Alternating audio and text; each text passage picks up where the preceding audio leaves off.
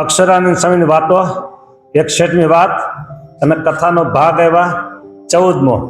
આજે માગસર વદી એકાદશી એટલે કે મહામંત્ર પ્રાગટ્ય દિવસ, સ્વામિનારાયણ સંપ્રદાયનો સ્થાપના દિવસ।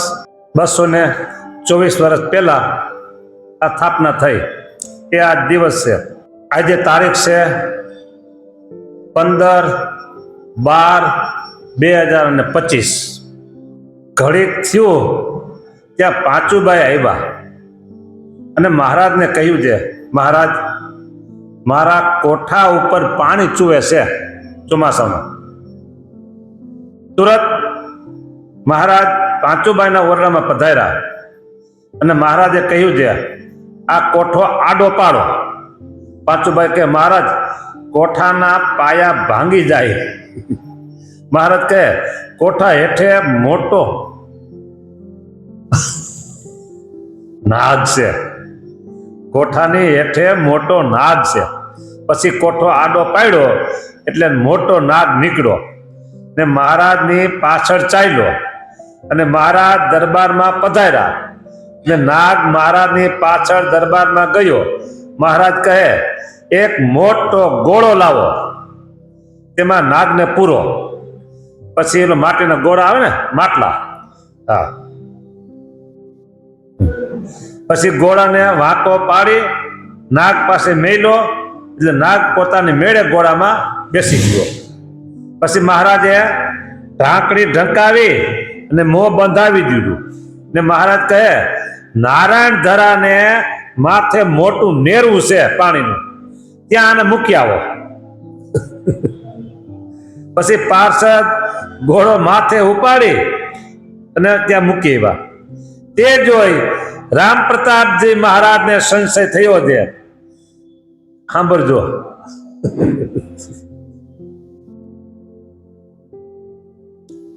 તમારા ઘરમાં કઈક કામકાજ હોય એટલે બાયું માણસ કેને સીંધે? તમને, બરાબર? તમે એમ ના પાડો કે ના હું નહીં કરું, તમે કરી લો, થોડુંક ના પાડો।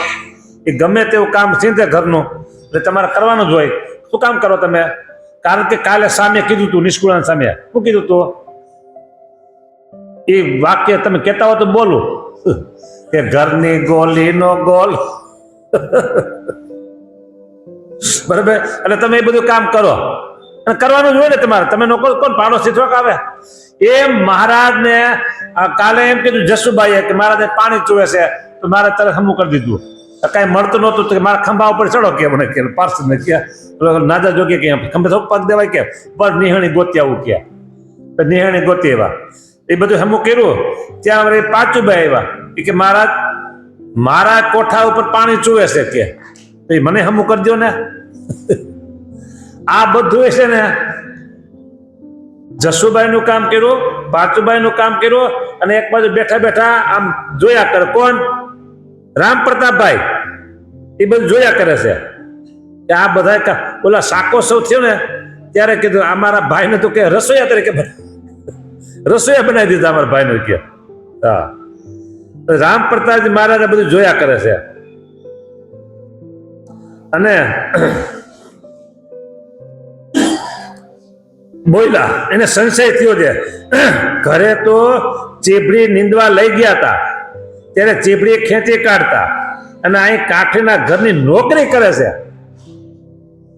જ્યારે છપૈયામાં હતા ત્યારે ચીબડી નીંદવા લઈ ગયા હતા, ત્યાં ચીબડી તો ઉપાડી નાખી બધી કે ચીબડી ક્યાં ગામમાં ઉપાડી હતી? હે,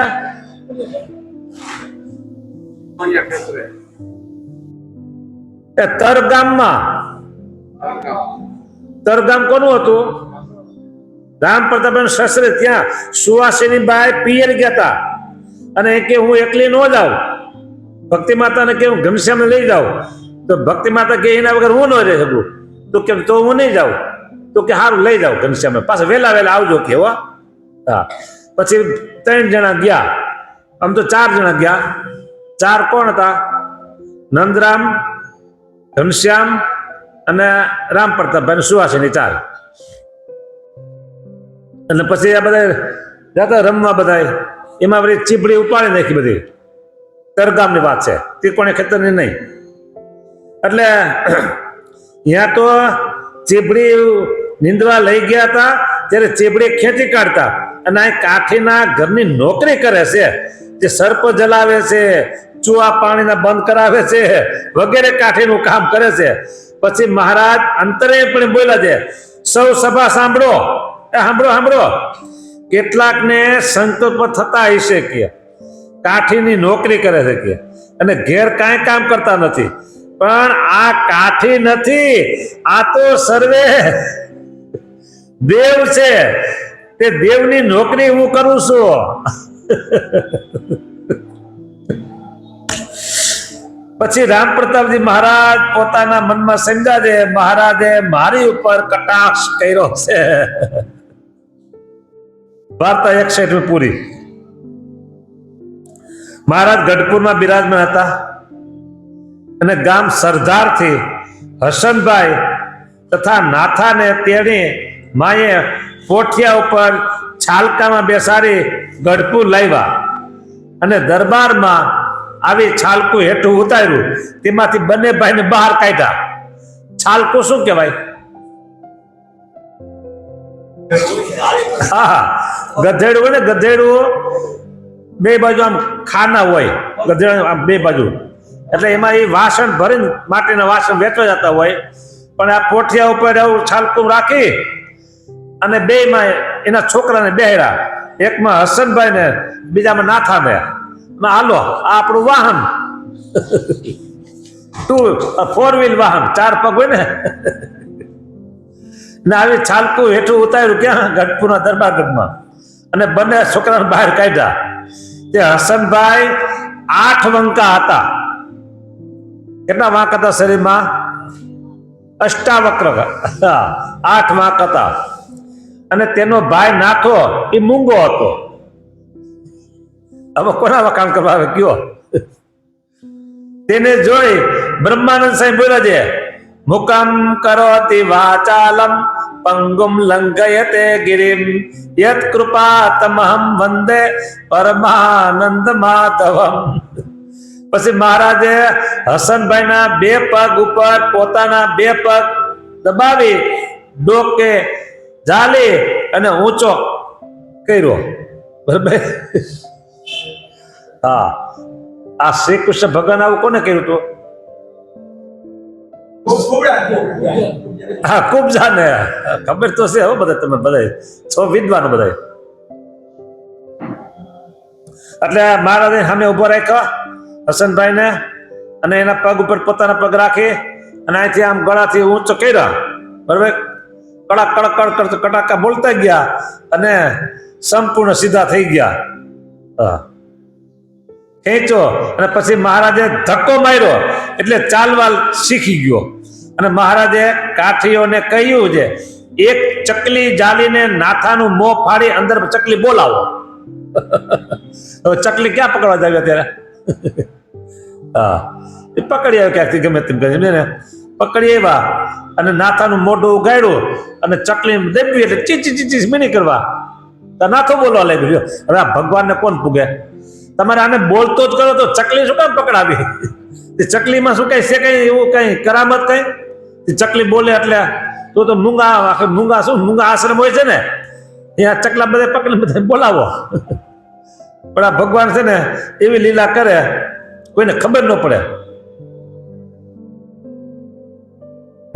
પછી કાઠીએ ચકલી ઝાલી નાથાનું મોઢું ફાડી અંદર ચકલી બોલાવી એટલે નાથો બોલવા શીખો. પછી બંને ભાઈ વાડીએ સેવા કરવા માંડ્યા. ગઢપુર રોકાઈ ગયા અને ત્યાં સેવા કરવા લાગ્યા. વાર્તા 62મી. 63મી વાર્તામાં એક વખત હસનભાઈ એકાદશી રહ્યા હતા, આજનો દિવસ. અને સાંજ વખતે એટલે અત્યારે ભૂખ બહુ જ લાગી. જોકે તમને કોઈને ભૂખ લાગે એવું છે ને? અત્યારે એવું છે નહીં કાંઈ. અત્યારે તો એકાદશી મજા આવે છે એવું હોય. ત્યારે મોટી બા કહે, હા ભૂખ લાગી હતી. પછી મોટી બા મેં આવીને કહ્યું છે, બા મને ફરાળ આપો ને, મને બહુ જ ભૂખ લાગી છે. હા, ત્યારે મોટી બા કહે આ કોઠીમાં ચણા છે, શેકીને ખાઈ લે.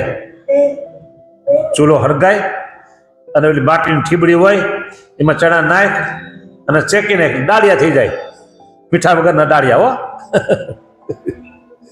હા, ઠીબડીમાં નાખી ઉપર દેવતા મૂક્યો અને વાસુદેવ નારાયણના ઓરડાની ઓસરીએ બેસીને ચણા શેકતા હતા.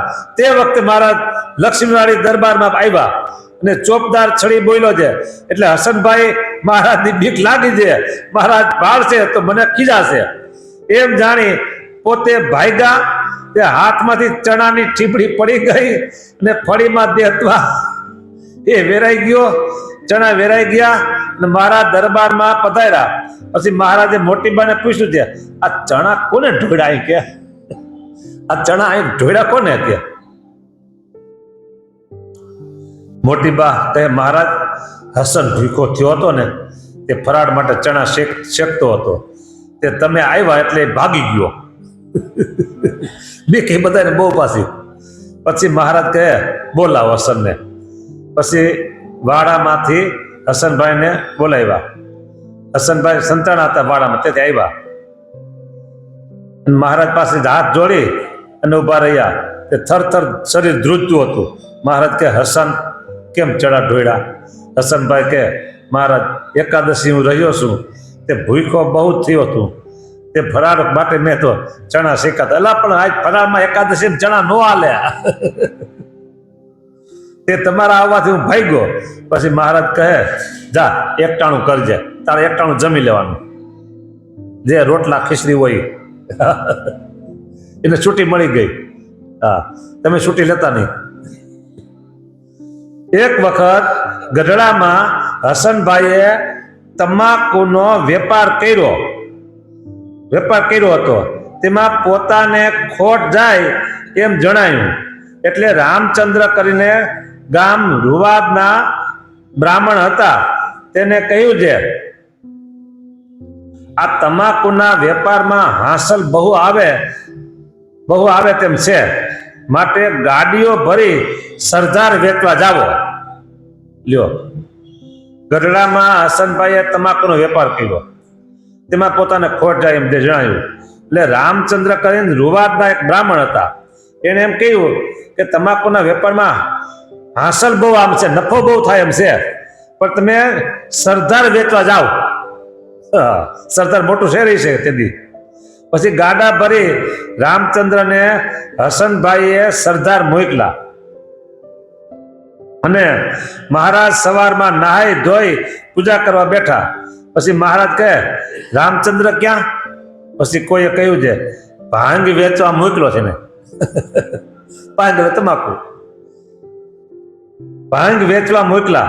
મહારાજ કહે અમારી પાસે વિષ્ણુ સહસ્ત્રનો પાઠ કરતા હતા અને તેને ત્યાં કોને ક્યાં મોકલો? અને ગધાડાનો ભાર ગામ પાસે ક્યાં ઉપડાવ્યો? અરે ગધાડાનો ભાર ગાય પાસે ક્યાં ઉપડાવ્યો? માટે 2 અસવાર જઈ અને પાછા વાળવા બોલી આવો જાઓ. પછી 2 ઘોડેસવાર જઈ પાછા વાળી આવ્યા. અને મહારાજે હસનભાઈને કહ્યું છે લાભ રહે તોય તારે ને ખોટ જાય તોય તારે માથે. રામચંદ્ર તથા રત્નેશ્વર તથા તેના માતુશ્રી 3 જણ પોતાના ગામનો ત્યાગ કરી અને શ્રીજી મહારાજની સેવા માટે આવેલ. અને રામચંદ્ર શ્રીજી મહારાજ સવારમાં પૂજા કરવા બેસે ત્યારે વિષ્ણુ સહસ્ત્રનો પાઠ કરતા. પછી બંને ભાઈ બ્રહ્મચારી થયા. તે રામચંદ્રનું નામ પુરુષોત્તમાનંદ પાડ્યું અને રત્નેશ્વરનું નામ ગોવિંદાનંદ બ્રહ્મચારી પાડ્યું. વાર્તા 64મી પૂરી. ઓલા 2 પોતાનો ઘરનો ત્યાગ કરી ભગવાન ભજવા આવેલા અને તમે વેપાર કરો ક્યાં મોકલી દીધા? કે બોલાયો જાઓ પાછા કે. અને પછી મહારાજે 2ને દીક્ષા આપી અને આવી રીતે નામાભિધાન પુરુષોત્તમાનંદ ને રત્નેશ્વરાનંદ ગોવિંદાનંદ નામ પાડ્યું. સ્વામિનારાયણ ભગવાનની